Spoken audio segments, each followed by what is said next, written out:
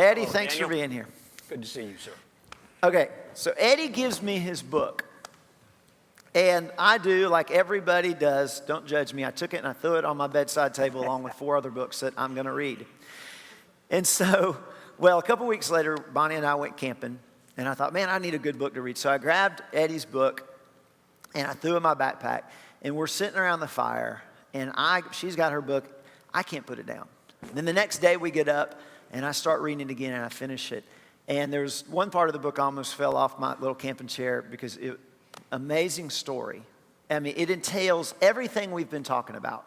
So your life growing up was a pretty unique family story, family history. But it wasn't until after your parents died, after your dad died, Correct. in 2005, that you uncovered some family secrets. And that's when it really got interesting for you. Share a little bit about it with us.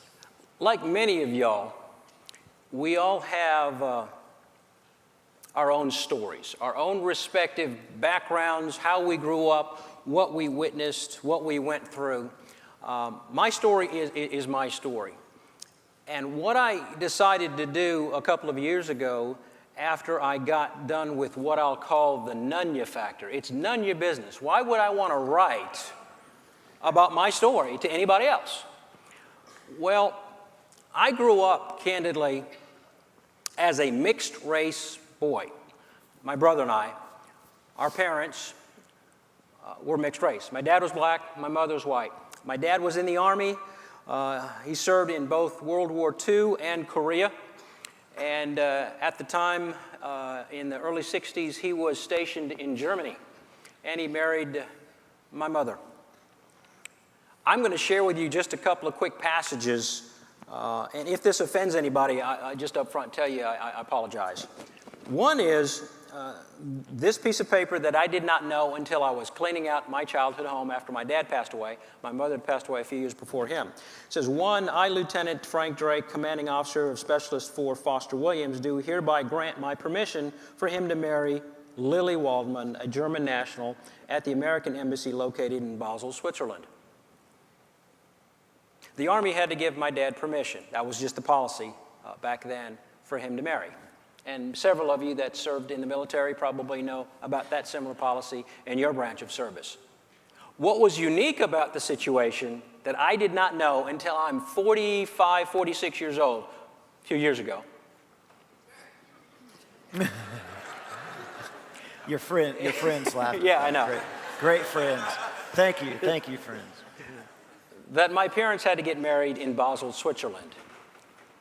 And let me read one quick passage, and again, if this offends anybody, I apologize. It says, "We, the undersigned, Foster Williams, citizen of the United States of America, of Alexandria, Louisiana, and Lily Waldman, a German national, declare the following. We know that after the law of the state of Louisiana, of which the groom is a resident, the marriage between members of the Negro and the Caucasian race is not allowed and absolutely void. We know, therefore, that this marriage performed today, June 26, 1962, will be void in the said state of Louisiana. The marriage will be performed on our own responsibility, and we shall discharge the Swiss authorities and the Zivilstandsamt, Basel, from all responsibility. Declared and signed before the civil marriage ceremony, June 26, 1962. Reading between the lines, in 1962, just one generation ago. For some of you, it's one generation. For others of you, it might be 2 generations ago. It was illegal for a black man to marry a white woman.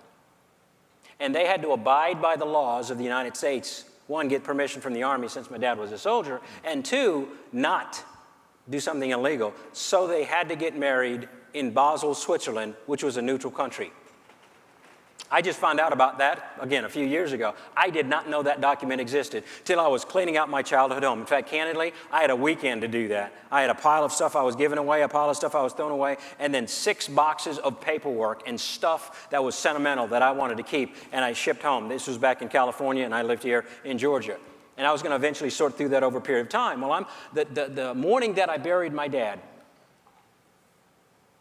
I was at a friend's house who allowed me to stay with them during this very trying time. And I opened one of the boxes up. out of curiosity, just wanted to leave.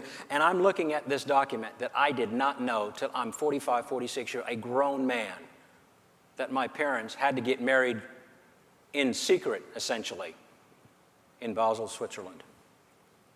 It also culminated in me realizing some things.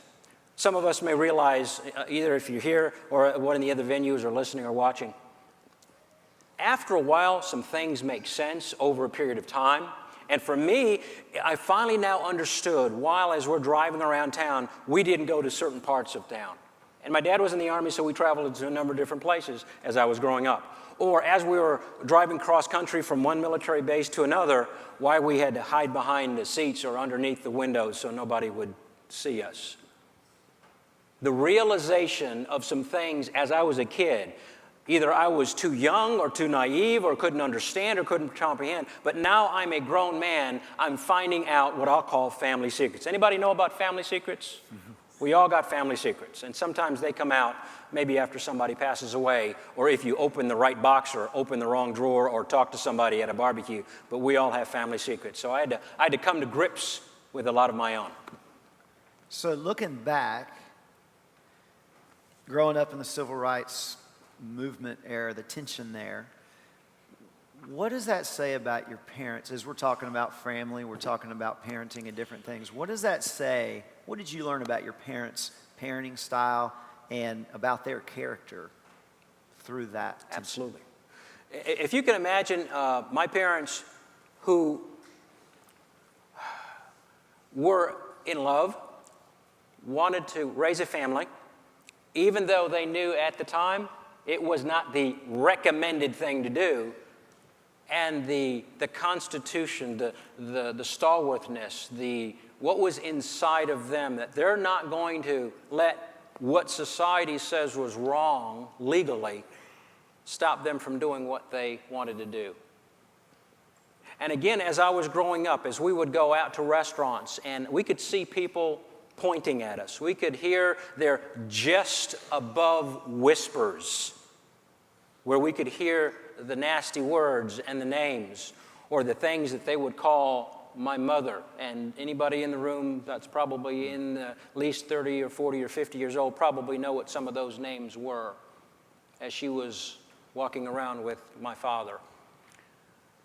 I would ask my parents, why are people pointing at us? My brother and I, or our family. Why are they saying these nasty and bad names to us?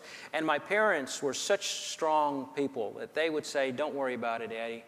It's okay. They just don't know any better.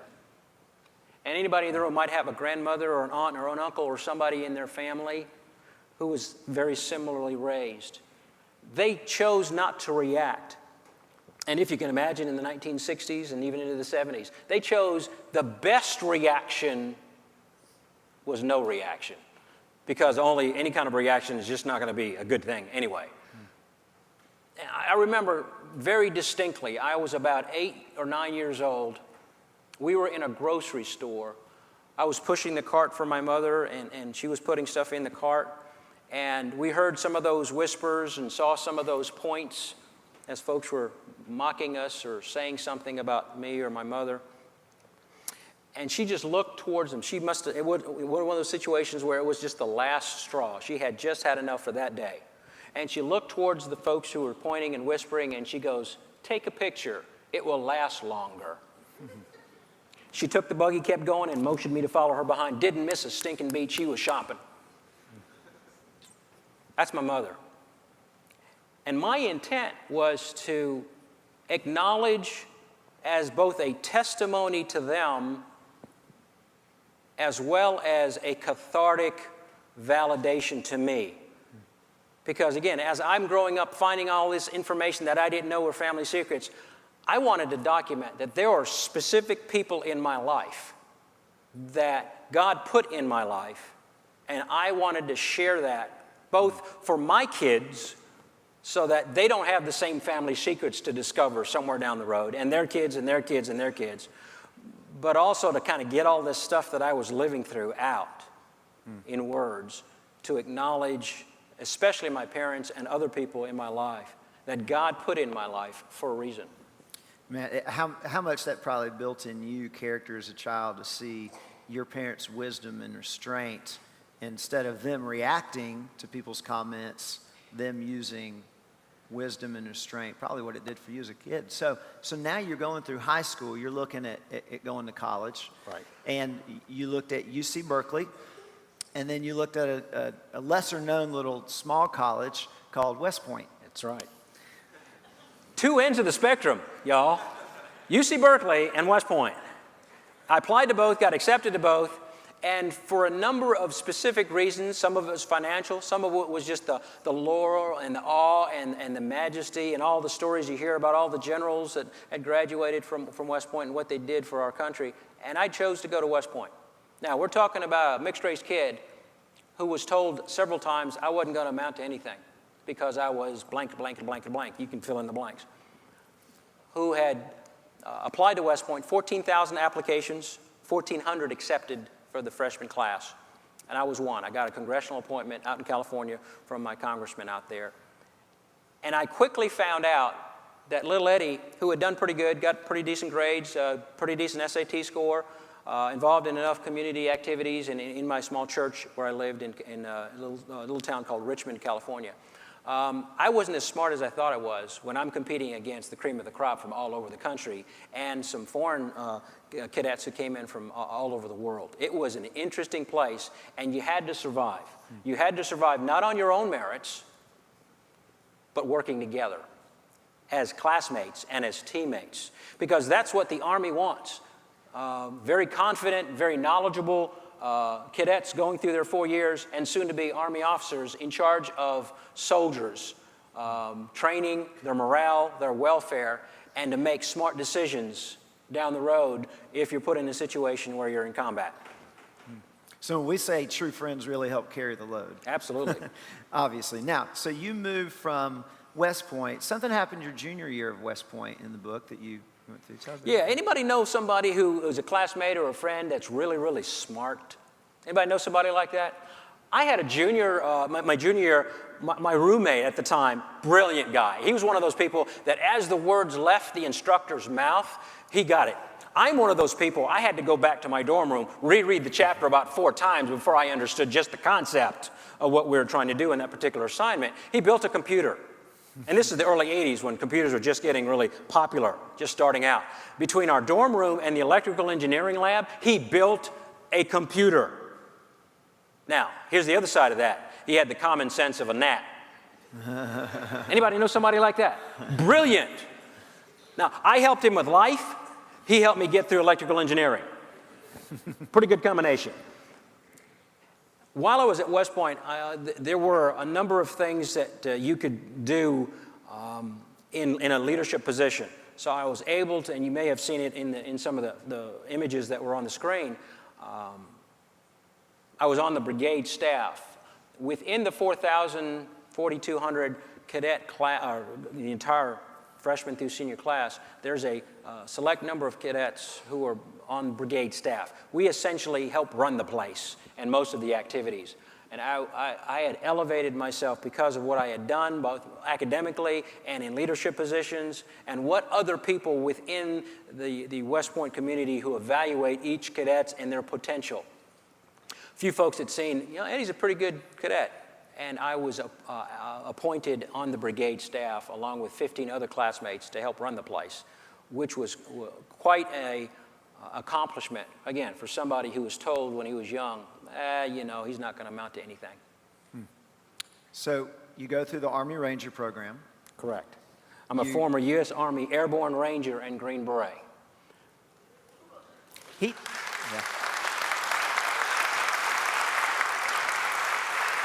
You met. I got to ask real quick. Anybody here want to jump out of a perfectly good airplane? Or a helicopter? Or a balloon? I've even jumped out of a balloon. I told him I went to Disney World last week, rode some rides. That's as close as he got. The front of the ride, raised his hands. He's good. You knew Rambo too, right? Close friend.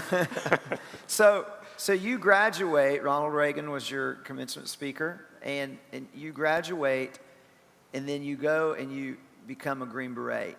You work in an A team of 12 people? Is that Correct. right? Okay. Takes coming alongside someone to a whole nother level. What'd you learn there about being a friend on that kind of level? An A-team is 12 very highly skilled and trained soldiers who can do all kinds of things. And we're tight. We're, the band of brothers type scenario.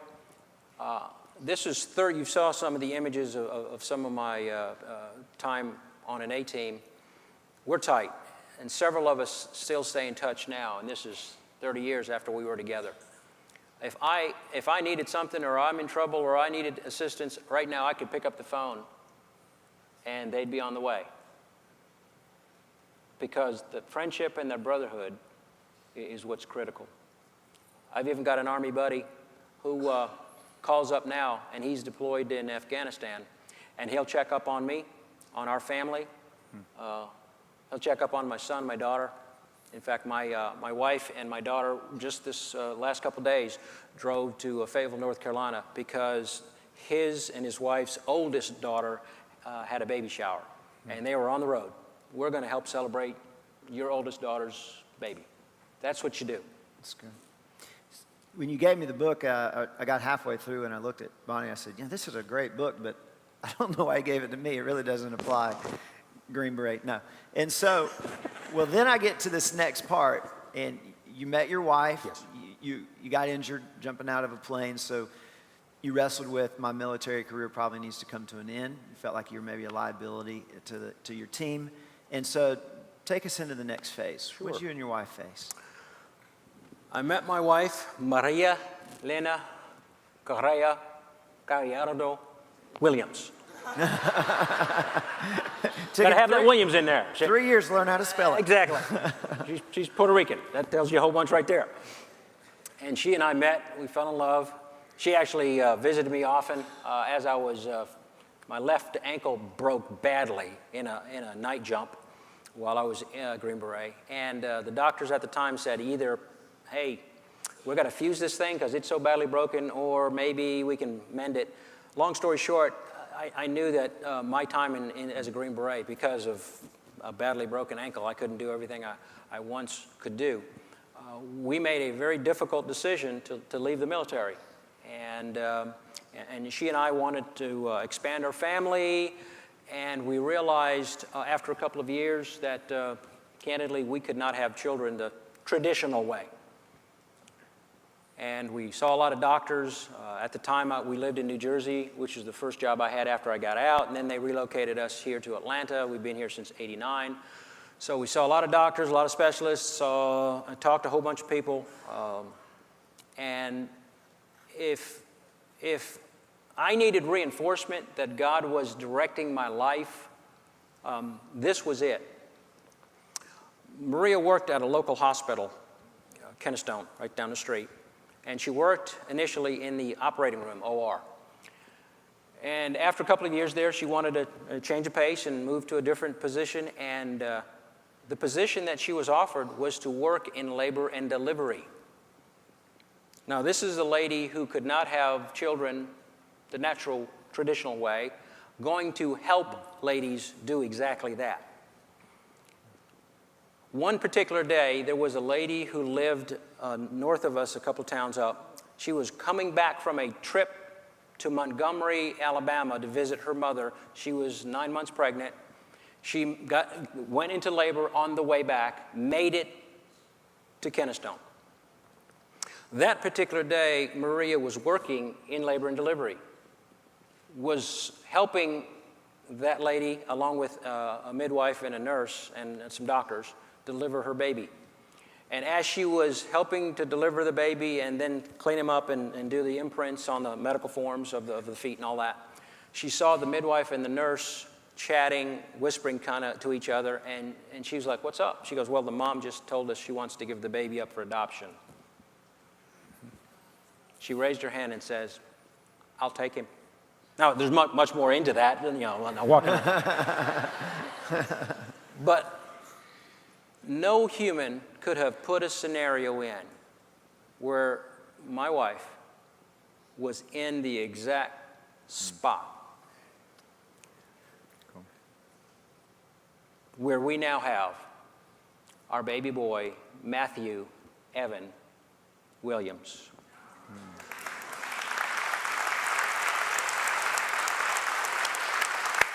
Not, you didn't have diapers, you didn't have a crib, but you had Super Walmart. Walmart's open. Let me tell you, 24 hours, we're good.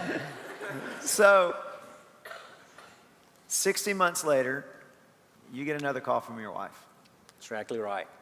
We had told our friends, and she had shared with her colleagues, you know, if there's another opportunity, we'd be happy. Now, to take a half step back, we didn't, at the time of Evan's adoption, we did not know anybody who could help. The attorneys that do that kind of stuff. So one of the midwives or one of the nurses knew of a local attorney who was just busy and referred us to another guy in Blue Ridge.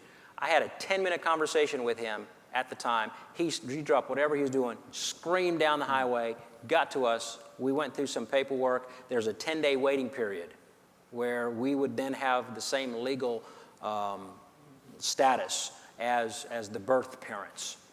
Well, we went through that 10-day period and then went through the adoption process. 16 months later, there happened to be a local teenage senior of one of the local schools who was pregnant. Somehow, her parents did not know that she was pregnant. How that happens, I have no idea. But she decided to have her baby at home with a high school girlfriend in the bathtub. Not a good combination.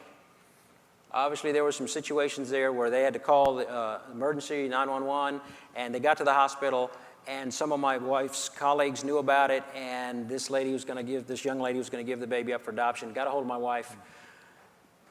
At that particular date, we have our daughter, Madison Elise Williams.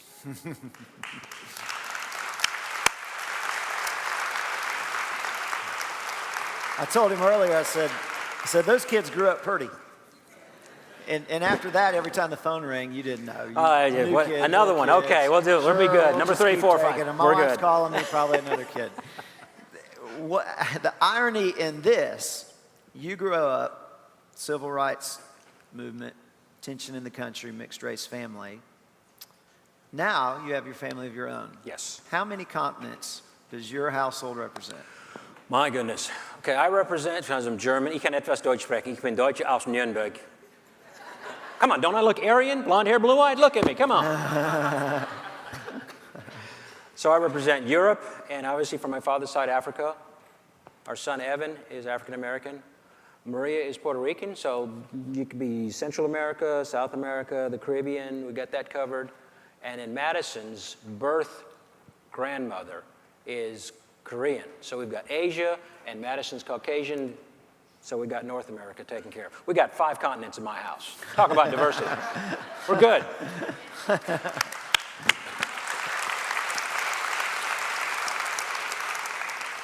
The goodness of God. Yes, he is. You wouldn't have written that story, would you? I could not have written it. I could have made it up. But you wouldn't change a thing, would Not you? a thing. And one of the, on the very front cover, I've got everybody has a story. Everybody in this room has a story. And my intent in writing this story was, one, personal, cathartic, therapeutic, getting all this stuff out. But also, God impressed on me, write your story, Eddie, put it on paper, let folks read it. Because if they can get from what you had to deal with and help them get through whatever it is they're dealing with, that's the reason I want you to write it.